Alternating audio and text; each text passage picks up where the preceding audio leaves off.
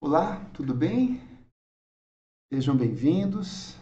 Hoje nós vamos compartilhar um tema. Olha, vou te contar, um tema que não é nada fácil para mim, né? Mas ele é importantíssimo, porque ele vai te ensinar um dos pontos que causa muita confusão entre aquelas pessoas que são seguidoras de Jesus. E o tema de hoje é: não julgueis para não serdes julgados. Há muita confusão, muita incompreensão nesse texto e eu vou tentar, hoje tirar as suas dúvidas. E o texto básico, que é um ensino de Jesus Cristo, está no Evangelho de Mateus, no capítulo 7, do verso 1 até o verso 5. Então, esse texto diz o seguinte: não julgueis para não serdes julgados, pois com o critério com que julgardes, sereis julgados, e com a medida com que tiverdes medido, vos medirão também. Por que vês tu o cisco no olho do teu irmão e não reparas na trave que está no teu próprio olho? Ou como dirás a teu irmão: deixa-me tirar o cisco do teu olho quando você tem uma trave no teu? Hipócrita, tira primeiro a trave do teu olho e então verás claramente para que possas tirar o cisco do olho do teu irmão. Esse é o texto.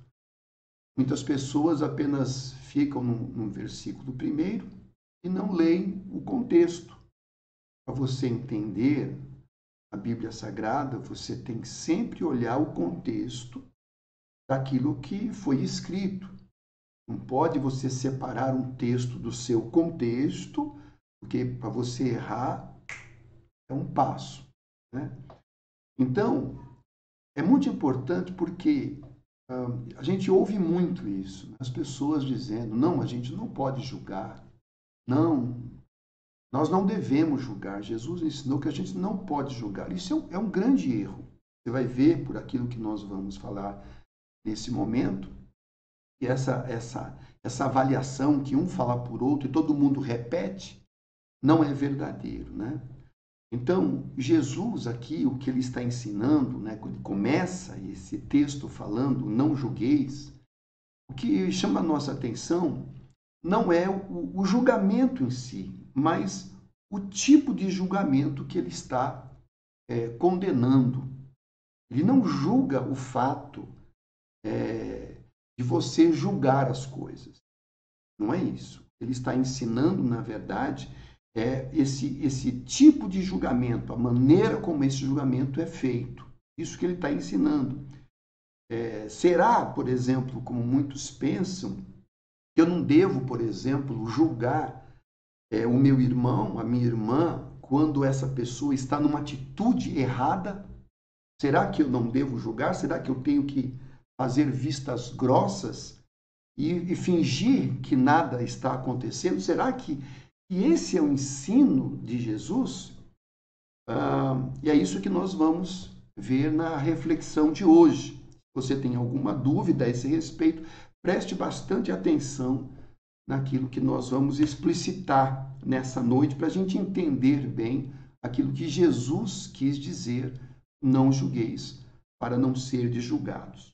Então, isso começa a dar sentido quando você vai para o versículo de número 2, né? E ele diz o seguinte, né? A gente olhou que à medida com que você julgar, você será julgado. Com a medida que você medir, você será medido. Esse é o grande nó, o grande problema aqui, né? Então, nós temos que entender que o problema está no critério que você utiliza e não no julgamento em si. O julgamento, quando é justo, ele deve ser feito.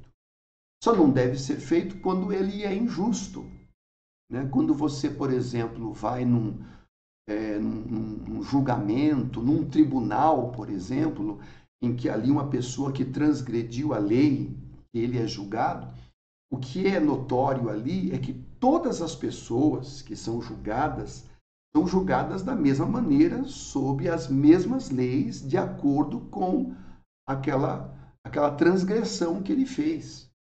O juízo, para ser justo, todo mundo tem que ser julgado sob a mesma medida, né? Se num juízo humano a base ali é o Código Penal brasileiro, né? Para nós que somos cristãos, a base do nosso julgamento é a Bíblia, a palavra de Deus, né? Então, quando você entende essas coisas, você vai compreender melhor o que Jesus quis ensinar. E ele usa aqui uma hipérbole, uma figura de linguagem aqui bem exagerada para você entender, né? Então ele diz o seguinte, né? Como que você vai tirar o cisco do olho do teu irmão quando existe uma trave dentro do seu olho, né? Então ele diz o seguinte: isso é uma maneira errada, injusta. Vou dar um exemplo bem simplório, bem simples. Se uma pessoa está vivendo em adultério, como é que ele vai julgar, por exemplo, uma pessoa, por exemplo, que está dando um beijo muito caloroso em alguém ali no fundo da igreja, né? Então isso aqui, ele não tem moral, ele não tem moral para julgar alguma coisa, porque ele tem uma trave no olho dele. Você percebe? Você entende qual é? Porque quando eu exerço essa função, essa atitude de julgar, de apontar, de denunciar uma coisa errada, eu tenho que tomar muito cuidado para que eu não esteja fazendo ou a mesma coisa que o outro está fazendo, né? Isso acontecia muito com os fariseus, né? Eles ensinavam a lei para o povo, mas eles mesmos transgrediam a lei. Por isso que Jesus os chamava de hipócritas. E é a mesma coisa que ele diz aqui, ele chama a pessoa que faz esse tipo de julgamento. Ele diz hipócritas. Tira primeiro a trave que está no teu olho, né? Então você vai ver claramente, e isso vai te possibilitar, então, a tirar o cisco do olho do teu irmão. Vejam bem, percebam bem a situação. Jesus não está proibindo o julgamento. Jesus não está proibindo a denúncia. Jesus não está proibindo apontar o erro. Não é isso. Ele está dizendo que o que ele está ensinando, que a pessoa que julga, a pessoa que está apontando aquele erro, ela mesma não pode estar vivendo uma vida errada, uma vida, sabe, pior do que aquela pessoa que ele está, na verdade, condenando ou julgando, como nós vimos aqui nesse texto, né? Então Jesus usa essa hipérbole, esse exagero para chamar a nossa atenção, né? Então a avaliação é que se eu tenho um pecado maior do que o meu irmão, eu não tenho moral para julgá-lo. Mas se eu tenho moral, eu tenho o dever de julgar aquilo que está errado. Eu tenho que apontar aquilo que está errado, né? Então, o que Jesus ensina, é muito importante você entender isso. O que Jesus está ensinando não é a proibição de se julgar, né, o erro, o pecado alheio, né? Mas sim os critérios que você utiliza, que às vezes está errado, né? Então a força desse ensino, né, é que o juízo, quando é justo, ele é verdadeiro, né? Então a gente deve exercer esse juízo, né, para que a gente possa limpar aquele mal. Vocês conhecem muito bem a história que uma laranja podre, dentro de uma caixa de laranjas boas, ela apodrece tudo. É mais ou menos isso, a importância de que no nosso meio, seja dentro de uma igreja, seja dentro de uma família, seja dentro de um relacionamento conjugal, né? tudo deve estar vivendo dentro da verdade e da sinceridade, e não da mentira, né? Então, esse ensino é importante, por isso. Eu vou dar um exemplo também para ilustrar melhor essa situação. Há muitos anos atrás, eu conheci um pastor muito renomado, né, que a gente chamava antigamente de os pastores televangelistas. Ele era um pastor muito conhecido mundialmente, ele era americano e pregava aqui no Brasil aos sábados de manhã. E eu assistia sempre, ele tinha uma muito boa pregação, ele pregava muito bem, e eu gostava muito de ouvi-lo, né? E ele era, só que assim, ele era ele tinha um tipo de pregação muito legalista. O que é uma pregação legalista, né? É um tipo de cristãos, eles são muito baseados no que não faz, não faça, na lei e assim por diante. Então, uma coisa que ele, por exemplo, uma coisa simples que ele dizia sempre, que nós não deveríamos ir no cinema, porque ele achava errado, um pecado você ir no cinema, porque ele nunca tinha ido no cinema, então ele achava aquilo muito errado. Então, ele pegava essas coisas pequenas e isso para ele era um peso muito grande, né? Eu não concordava com isso, né? Porque eu acho que isso é uma outra situação que eu não vou explicitar agora, enfim, né? Mas onde que eu quero chegar com isso? Depois de algum tempo, esse mesmo pastor, ele foi pego com prostitutas lá nos Estados Unidos, em flagrante.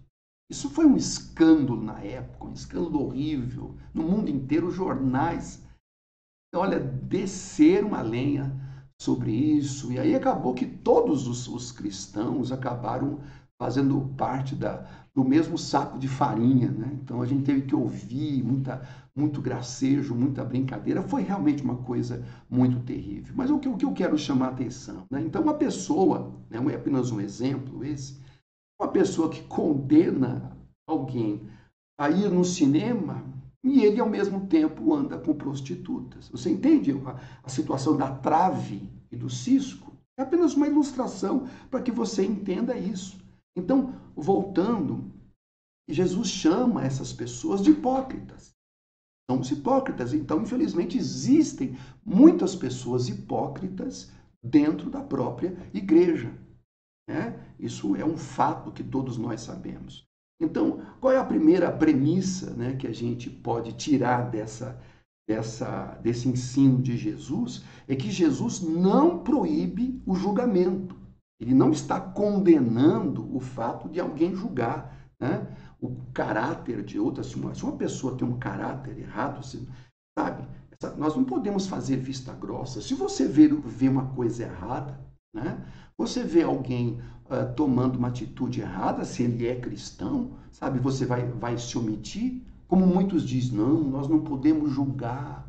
Nossa, quem sou eu para julgar? Essa ideia é uma ideia totalmente errada, sabe? É uma pessoa que se omite, né? Quando ele toma uma decisão como essa, de simplesmente ver, de repente, um pastor, sabe, um exemplo, né? Um pastor ou qualquer pessoa, um irmão, um padre, seja quem for, né? E tem uma atitude errada, né? Vamos supor, talvez um dos pecados assim mais sérios que tem acontecido nesses últimos anos, por exemplo, um padre que é pedófilo, por exemplo, né? E de repente alguma pessoa fiel da igreja vê aquilo e simplesmente faz vista grossa, diz, não posso julgar, ele é um homem de Deus, eu não posso falar nada, quem sou eu para falar alguma coisa, né? Ou se é um pastor, ou se é um presbítero, ou se é uma pessoa comum, um músico dentro da igreja, não importa. Se a pessoa está tendo uma conduta errada, aquilo precisa ser sanado. Porque uma laranja podre vai apodrecer outras laranjas também dentro da própria comunidade, né? Então, eu quero que você entenda, isso é muito importante, você tem que entender isso, que nós não somos proibidos de julgar. Todo esse início do ensino, ele está nos falando com relação ao critério. Agora, se a minha vida, sabe, eu não tenho nada que me condene, sabe, eu não sou perfeito, nós nunca vamos nos sentir perfeitos. Mas se a gente vê alguma coisa errada, é claro que a gente tem que falar, a gente tem que tentar ajudar a pessoa, a gente tem que confrontar. Muita gente vive no pecado porque nunca foi confrontado por ninguém. Porque todo mundo acha que não posso falar, não posso julgar, e acaba deixando a pessoa continuar naquele pecado impenitente, ou seja, sem o arrependimento, né? Então, nós devemos ter com clareza, sabe, se há um erro, um pecado, sabe, uma injustiça, um mal, uma pessoa que faz coisas erradas, sabe, que explora as pessoas, deve ser denunciado, seja ele, se ele é pastor, se ele é bispo, se ele é apóstolo, ele pode ser o que for. Se ele tem uma conduta errada, ele tem que ser denunciado. É isso que a palavra de Deus nos ensina, né? Porque você saber de algo, preste atenção nisso, você saber de algo e fingir que não sabe, né? Fingir que não está vendo nada, sabe? Na verdade, o que está acontecendo com você está sendo cúmplice desse erro, está sendo cúmplice desse pecado. Você não pode ser cúmplice. Deixa eu te dar um outro exemplo, né, bíblico muito forte. Vocês conhecem muito bem o rei Davi. Davi, o homem que foi chamado do homem segundo o coração de Deus. Uma personagem muito ilustre da Bíblia Sagrada, que eu admiro muito. Mas esse homem era homem. E ele teve um pecado terrível na vida dele. Eu acredito que a maior parte de vocês conhece bem esse pecado. E uma certa vez ele estava andando lá no seu palácio e ele olhou ali de cima lá do terraço onde ele estava, uma mulher que estava numa outra casa ali próxima, né? Estava ali se banhando em algum lugar, e ele acabou vendo, e ele então, claro, né, como um homem, né, não deveria ser assim, mas como um homem acabou se demorando, né? A carne acabou ali prevalecendo, olhando aquela mulher, se apaixonou por ela. O que ele fez? Ele mandou que o seu servo fosse até lá e pedisse para que ela viesse até o palácio. E ela veio, né, e ele quis então abusar daquela mulher. Ela tentou-se dizer não, mas não teve jeito, ele era um rei, né? Ele acabou então seduzindo ela, ou violentando, na verdade, foi uma violência sexual. E o que aconteceu desse fato é que ela acabou engravidando disso. E o que é pior, essa mulher era esposa de um dos seus homens comandados que estava lá na guerra, lutando por ele, lutando por Israel, né? Depois que ela pegou e engravidou, ele então deixou ela ir embora, né? E ela foi embora envergonhada. Eu não vou resumir, eu vou resumir, na verdade, essa história, né? O que aconteceu é que o Davi, então, quando soube que ela era esposa de um certo soldado ali ao seu comando, ele mandou lá um recado lá para o general, e disse: você tem uma pessoa assim, assim aí no teu exército, coloque essa pessoa na frente da batalha para que ele morra. Olha só, olha só. E foi o general, obedeceu, colocou ele na frente da batalha e ele então foi morto ali, né? Então, Davi cometeu 2 pecados gravíssimos, né? Que foi tanto o caso aí da violência sexual que ele teve, e no caso também ele praticamente assassinou uma pessoa, ou mandou que ela fosse morta, né? 2 pecados horríveis. Agora, muita gente do palácio sabia do que tinha acontecido. Mas quem é que vai questionar o rei? Quem vai questionar o rei? Quem vai dizer: rei, você errou? Ninguém tinha coragem de fazer isso. Ele é o rei, ele faz o que ele quer. Né?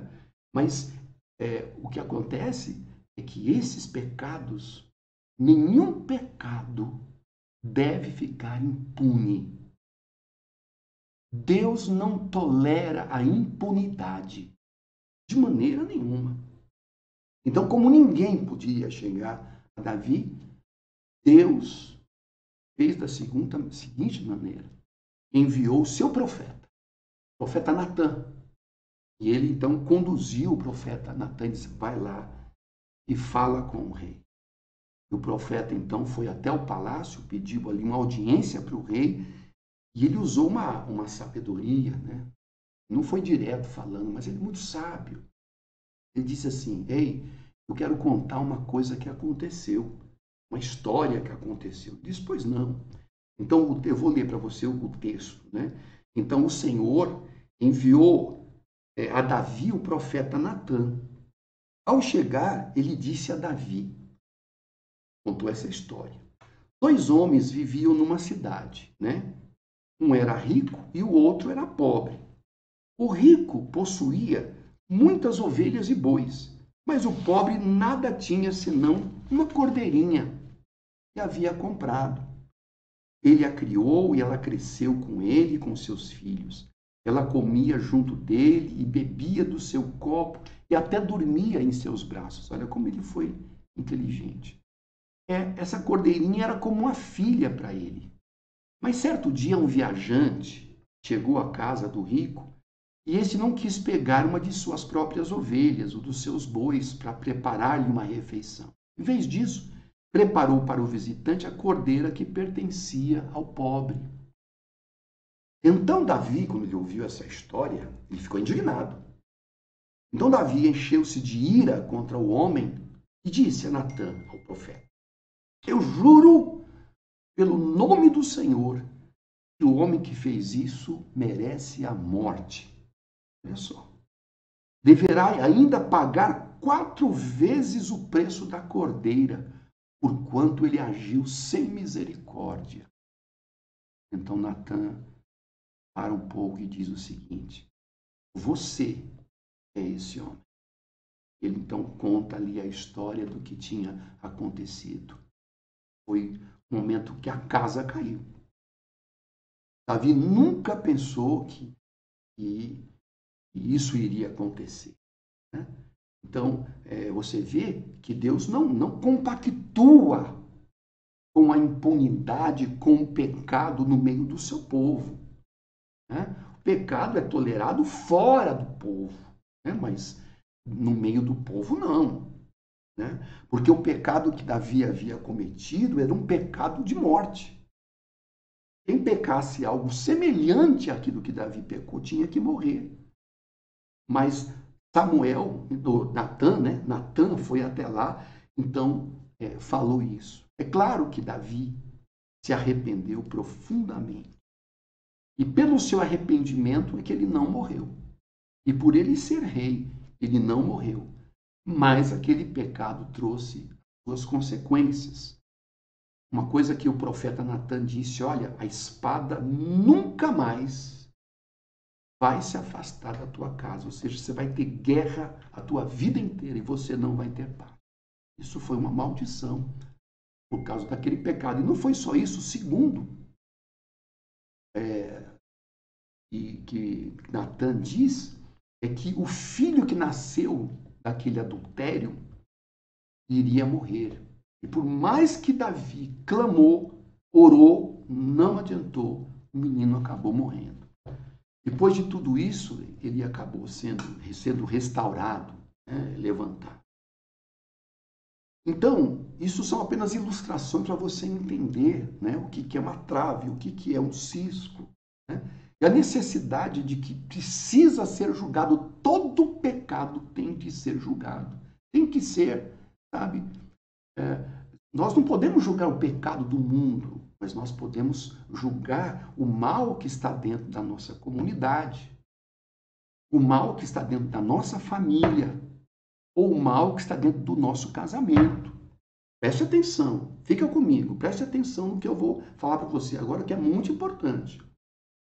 Porque o que nós vamos falar agora é que não é apenas o pecado da ação que conta, mas uma coisa que também é muito grave é o pecado da omissão. Quando a pessoa se omite, faz vista grossa, finge que nada está acontecendo. Então, o ensino de Jesus vai mais longe. E nós somos ensinados não só a julgar, mas também a denunciar todos esses erros, que está errado dentro das nossas circunstâncias, né? Nós temos que tomar muito cuidado com esse chamado pecado da omissão, de se fazer vista grossa, né? Por exemplo, deixa eu dar um exemplo simples. Vou dar um exemplo, vou dar vários exemplos. Por exemplo, uma mulher ou um marido, preste atenção, uma mulher ou um marido, que sabe que o seu cônjuge, por exemplo, atrai, né?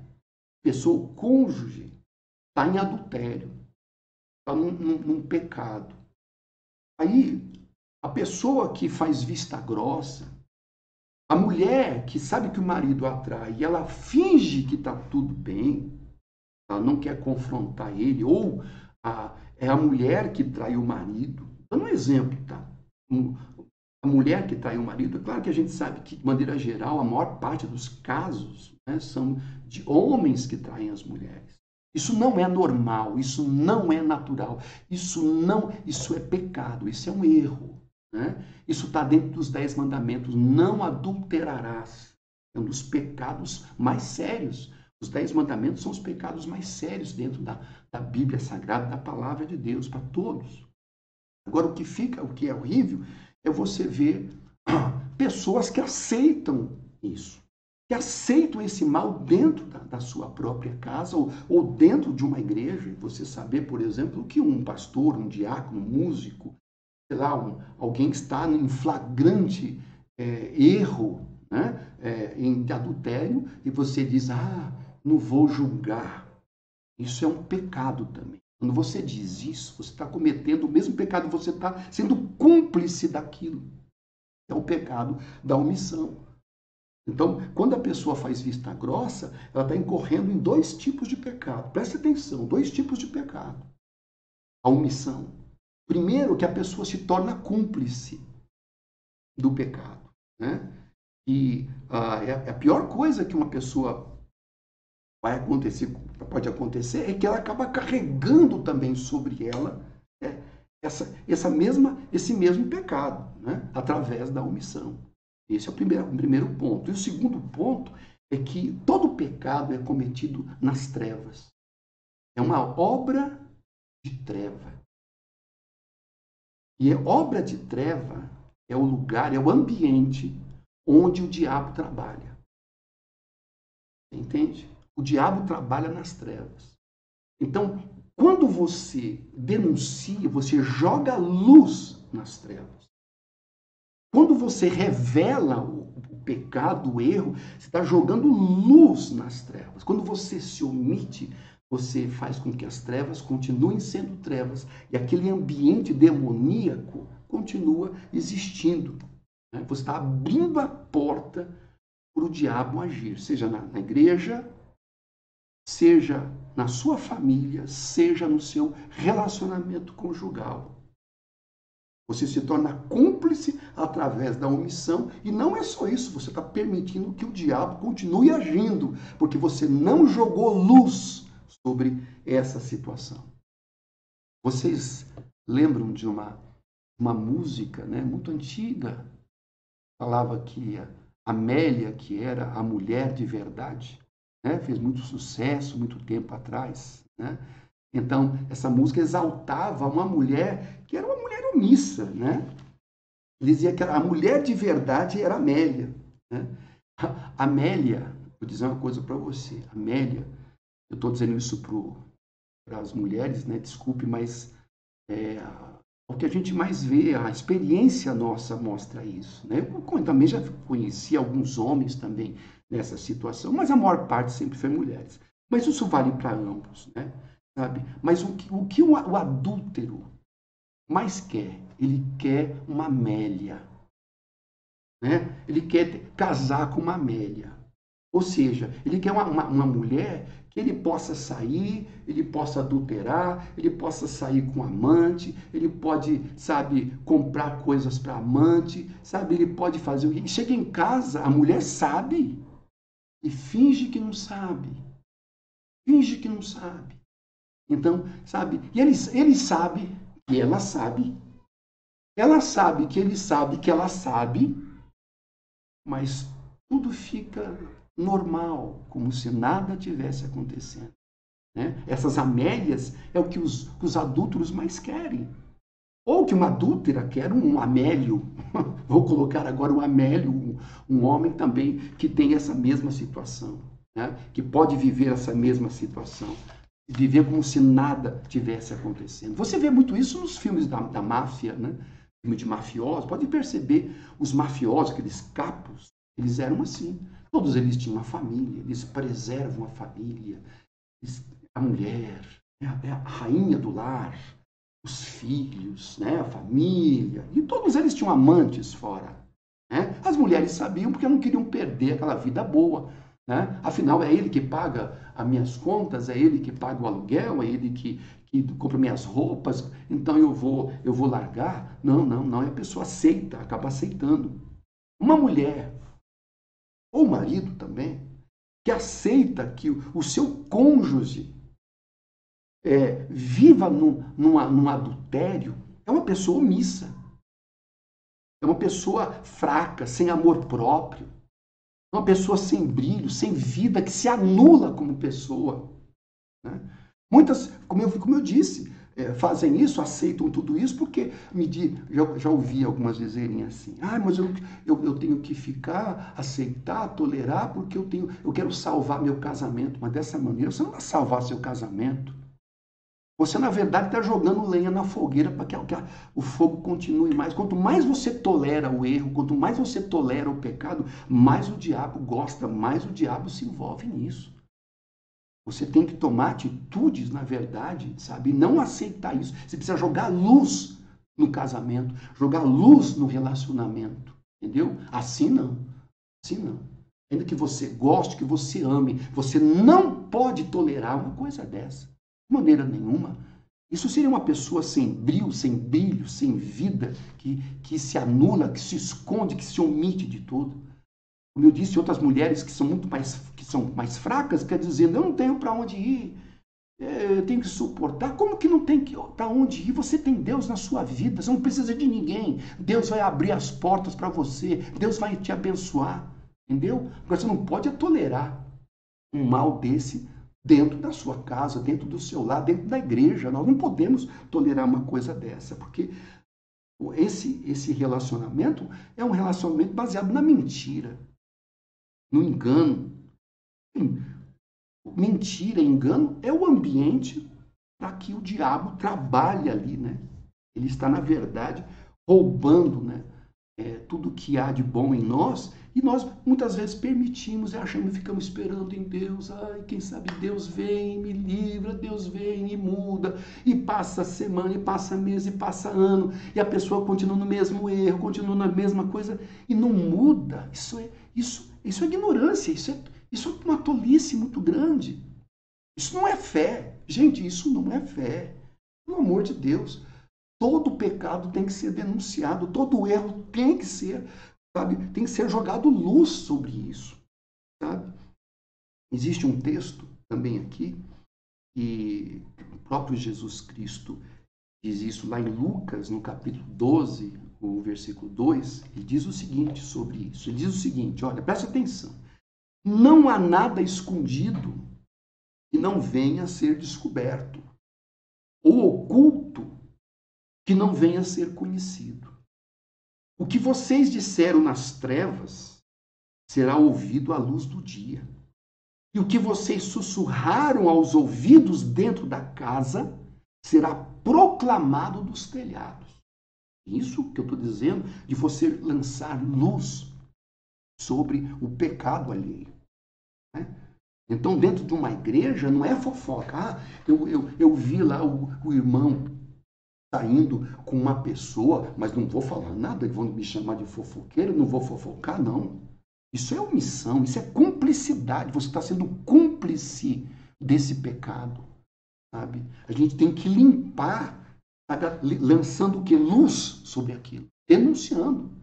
Né? Você pode até falar com uma pessoa, né? Chama alguém, chama outra pessoa, vamos lá conversar com ele, ele tá errado, ela está errada, vamos conversar. Vamos falar, olha, nós vimos isso aconteceu, o que você vai dizer a respeito disso, né? A pessoa que é sincera, quando ela é confrontada como Davi, ele se arrependeu profundamente, mudou a atitude dele. Tem outras pessoas que não. E continuam errados e continuam no erro, sabe? Dizem, quem são vocês para me julgarem? Nós somos filhos de Deus, nós te julgamos porque a palavra diz que nós temos que julgar você. Você é uma laranja podre no meio do povo. Nós temos que falar isso. Você é um marido infiel, você é uma esposa infiel, sabe? Você é um filho, mas você tem cometido coisas erradas, sabe? Nós temos que falar, nós temos que denunciar. Com amor? Sim, com amor, sabe? Mas a palavra nos ensina que nós devemos, então, não deixar essas coisas escondidas, ocultas, como ele diz, né? Tudo aquilo que está escondido vai ser descoberto, filha. Vai ser descoberto. Né? Então, a partir do momento que eu sei, é porque já foi descoberto. Ele diz, aquilo que você omite vai ser falado do telhado. E aí, vai ser pior. Vai ser pior. Sabe? Então, nós temos que tomar uma atitude nesse sentido. Você está entendendo o que eu estou tentando te explicar? Então, a partir de hoje, você vai ter uma noção certa de quando você faz algo para limpar uma casa suja, isso é para o bem. Você está mostrando que lá dentro da sua comunidade, da sua igreja, tem lá uma coisa errada acontecendo. Quando você fala, você está colaborando com essa obra que Jesus está falando. Isso não é errado, isso não é fofoca. Preste atenção, isso não é fofoca. Isso é zelo pela obra de Deus. Está entendendo? Continuando. Deixa eu te dizer, essa é a terceira parte agora, que eu vou falar sobre o ensino de Jesus, esse ensino que continua agora através do Novo Testamento como inteiro. Então, o que nós somos ensinados? Preste bem atenção para você entender isso. O que a Bíblia nos ensina sobre essa questão de nós julgarmos? Nós somos chamados para julgar, sim. Então, olha só, preste atenção. Eu vou ler um versículo pequeno. Está em 1 Tessalonicenses, no capítulo 5, verso 21, que diz assim: julgai todas as coisas e retende o que é bom. Julgai todas as coisas. Está entendendo isso? Nós somos um povo que somos chamados para julgar o mundo. Você sabe, a Bíblia diz que o mundo será julgado pelos filhos de Deus. Nós somos realmente como juízes nessa terra. Você é uma pessoa como juiz sobre essa terra. Por isso que nós procuramos ter uma vida correta, uma vida ilibada, uma vida que eu não tenha nada para que me condene. Entendeu? Como é que eu vou poder falar da vida de alguém se a minha vida não condiz com aquilo que eu estou falando? Mas a Bíblia ensina o quê? Que nós devemos julgar todas as coisas. Você tem que entender isso. Né? E você foi chamado para ser um juiz também. Sabe? Então, quando você denuncia, quando você mostra o erro, você não está sendo fofoqueiro, você não está sendo fofoqueira, você não está fazendo denúncia falsa, denúncia verdadeira, como uma maneira, sabe, de abençoar a comunidade a qual você faz parte ou da sua família. Você não pode tolerar a mentira debaixo do seu teto. Você não pode tolerar a falsidade debaixo do teto da sua casa. E você ser cúmplice, ser omissa, ser omisso. Não pode. Então, esse é primeiro verso que eu quero chamar a tua atenção. E você e eu, nós somos chamados para julgar todas as coisas e reter o que é bom. Né? Então, por exemplo, quando eu ouço uma mensagem, né, eu julgo aquela mensagem. Né? Eu retenho o que é bom. Isso tem muito a ver com o segundo texto que eu vou ler para você, que está no livro de 1 João, no capítulo 4, verso 1. Que diz assim, que nós devemos julgar os espíritos. Uau! O que é julgar os espíritos? Preste atenção. Né? Ele diz assim, amados, aí é João que está falando, apóstolo João. Amados, não deis crédito a qualquer espírito. Antes, provai os espíritos se procedem de Deus, porque muitos falsos profetas têm saído pelo mundo afora. Né? E estava contaminando as igrejas nesse tempo em que João está escrevendo isso aqui. Por que não dar crédito a qualquer espírito? Porque você tem que ter um discernimento. Você não sabe se aquilo que a pessoa está falando, ela está ali ensinando, né, ou está profetizando, se aquilo é do espírito humano, muitas vezes é do espírito do homem, do próprio homem, uma coisa humana. A gente vê muitos ensinos que são dos homens, não são ensinos de Deus. Se não é um espírito demoníaco, porque também nós temos disso, que o diabo está deitando e enrolando aí, usando pessoas, usando até os cristãos, com falsas profecias, ou se aquilo realmente é algo que vem do Espírito Santo. Então nós temos que provar os espíritos. E que é testar. Provar é testar, é observar, ficar muito atento. Então a gente tem que tomar muito cuidado com isso, porque, por causa do quê? Por causa dos falsos profetas. O terceiro texto que eu quero chamar a tua atenção está em 1 Coríntios 14, 29, que fala que toda profecia precisa ser julgada. Olha só. Eu não sei se você já leu isso, mas toda profecia que você ouvir, seja de quem for, igreja que for, pastor, presbítero, bispo, apóstolo, seja quem for, o cargo que for, a profecia dele precisa ser julgada, testada. Olha o que ele diz. Está falando sobre pessoas que falam dentro daí. Tratando-se de profetas, falem apenas 2 ou 3. Né? E os outros julguem. Isso está em 1 Coríntios 14, 29. Né? Tratando-se de profetas, falem, mas os outros têm de julgar para saber se aquela profecia é de Deus ou não. Como é que eu vou saber se é de Deus ou não? Só se ela se cumprir, filho. Só se ela se cumprir. Eu creio em profecia, eu já vi profecias, sabe, tremendas, mas eu vou te contar uma coisa. Olha, a maior parte do que eu ouvi, olha, não entrou no meu coração. Né? Seja pela vida da pessoa, seja por aquele tipo de profecia que é jogada assim. Você está numa comunidade, ali numa igreja, cheio de gente, 500 pessoas ali dentro, a pessoa fica jogando profecia. Não, Deus está falando isso, Deus está falando aquilo. Bom, você vai saber se aquilo é verdade ou não.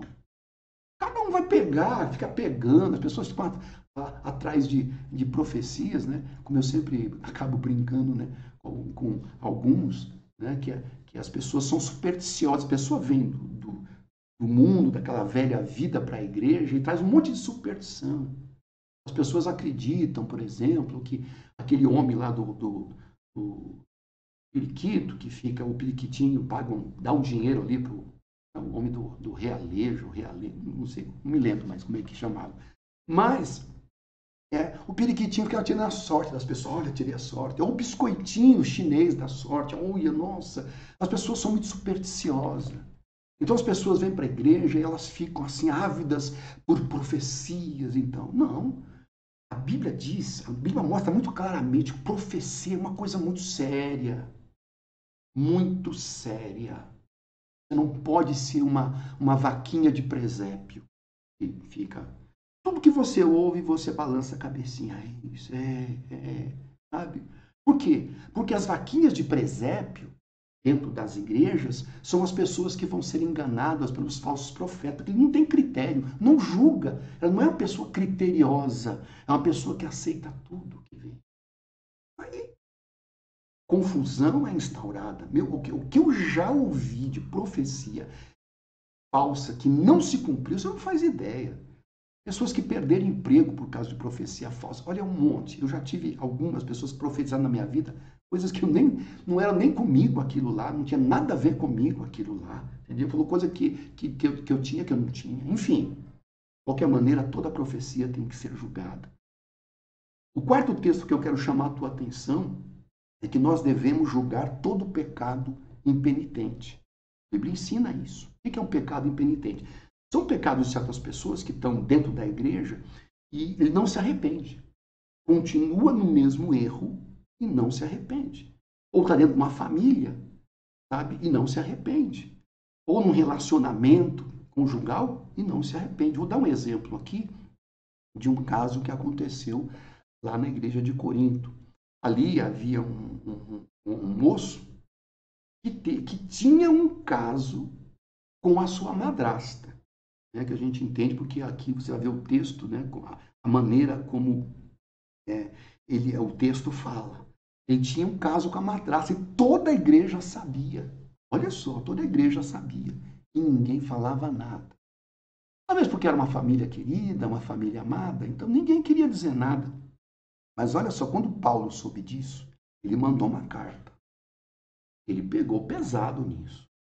Sabe? Dessa omissão pública. Essa omissão coletiva. E disse o seguinte, olha só, como foram fortes as palavras dele. Por toda parte se ouve que há imoralidade entre vocês. Mas uma imoralidade tal que não ocorre nem entre os pagãos. A ponto de alguém de vocês possuir a mulher do seu próprio pai. Olha só. A gente deduz aqui que uma mulher, não era a mãe dele, né? Não parece ser a mãe, mas parece ser uma mulher que o pai deve ter casado de novo, a mulher do seu pai. Uma dedução que nos parece lógica. Ele continua dizendo, e vocês estão orgulhosos. Vocês não deviam, porém, estar cheios de tristeza e expulsar da comunhão do meio de vocês aquele que fez isso? Deveria expulsar, devia denunciar. Paulo ainda diz assim, deveriam expulsar do meio de vocês uma pessoa como essa que está cometendo um pecado impenitente. E um pouquinho mais para frente, né, ele vai falando, vai discorrendo, não vou ler todo o texto, né, que é todo o capítulo 5 lá de 1 Coríntios, né, mas eu quero chamar a tua atenção para o término, né, a conclusão disso que ele diz que é importante. Ele diz assim, mas agora vos escrevo que não vos associeis, preste atenção, não vos associeis com alguém que dizendo-se irmão, né, e hoje é tão fácil, né, falar palavras cristãs, né, então é fácil você se envolver no meio do povo, tem um monte de gente dando golpe dentro da igreja, seduzindo as filhas dos irmãos, enfim, sabe? Pessoas que sim, entram no meio da comunidade e fazem as maiores barbaridades, que dão golpe. Eu conheci gente que deu golpe. Tá chorando, eu tenho minha mãe, tá precisando, mas eu não tenho dinheiro. Aí a pessoa fica com dó, vai lá e empresta, aquela som dá o dinheiro de todo mundo. Está cheio de gente assim, dentro das comunidades e das igrejas. Mas olha o que Paulo diz na conclusão. Mas agora vos escrevo que não vos associeis com alguém que, dizendo-se irmão, for impuro, ou avarento, né, ou idólatra, ou maldizente, ou beberrão, ou roubador. Com esse tal nem ainda comais. Olha só, olha o juízo de valor que Paulo está passando para nós. Nem coma com uma pessoa assim. Se eu sei de uma pessoa que vive com essa vida errada, eu não quero nem comunhão com essa pessoa. No caso, uma pessoa que é impenitente, que continua errando e continua fazendo as mesmas coisas erradas. Como eu disse, não é aquela pessoa que quando você confronta ela, ela se arrepende e larga. O pecado não é o caso dele.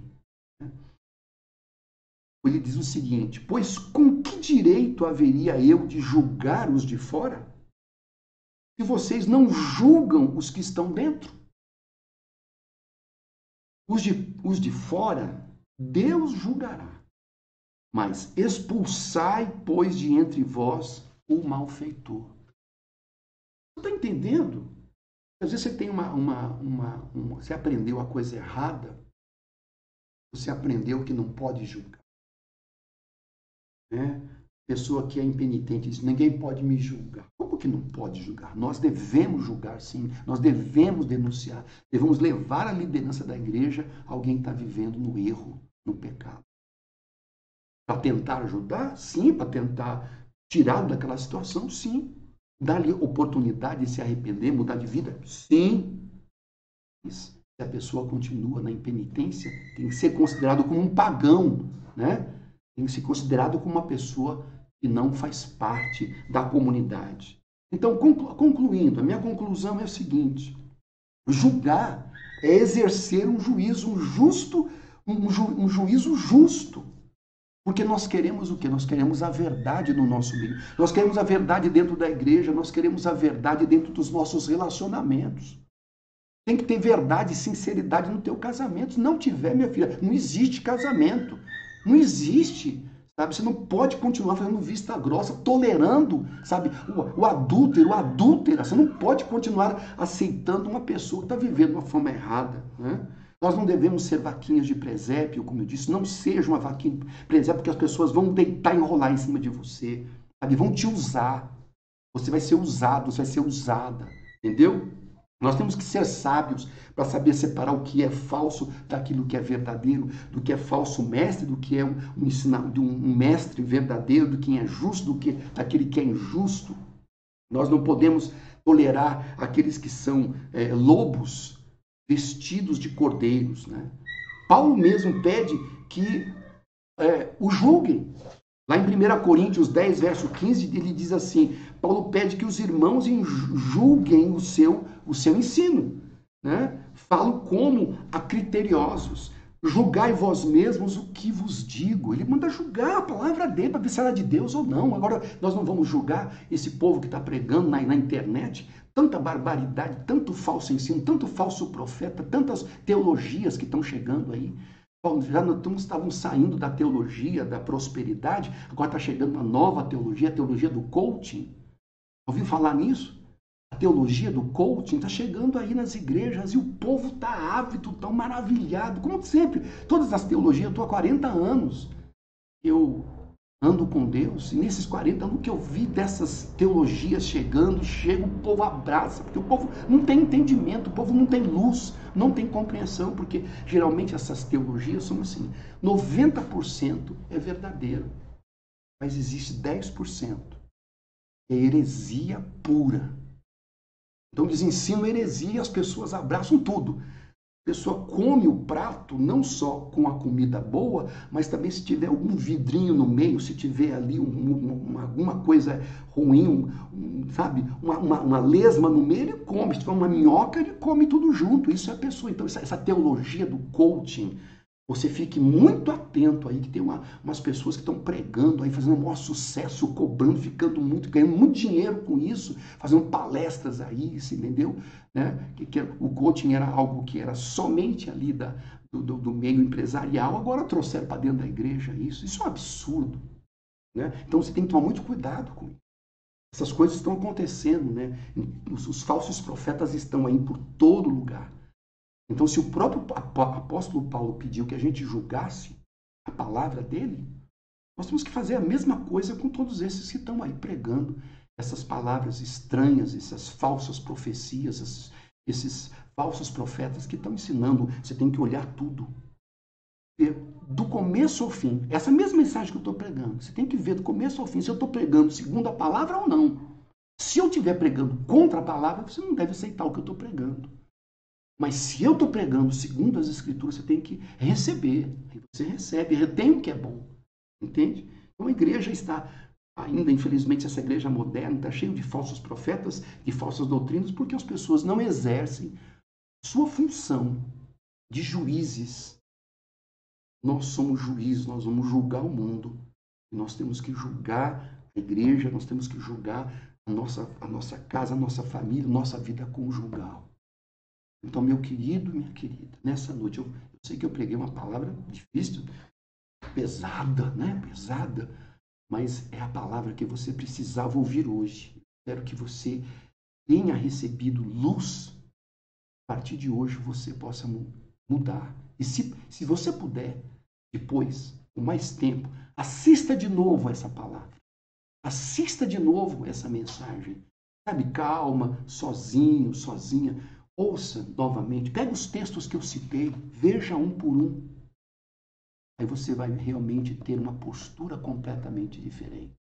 Não seja cúmplice de pecado de ninguém. Não cometa o pecado da omissão, nem na sua igreja, nem na sua casa, nem no seu relacionamento conjugal, em nenhuma área da sua vida. Seja luz no mundo e sal na terra. Que Deus te abençoe ricamente com essa palavra, em nome de Jesus. Um beijo a todos. Fiquem com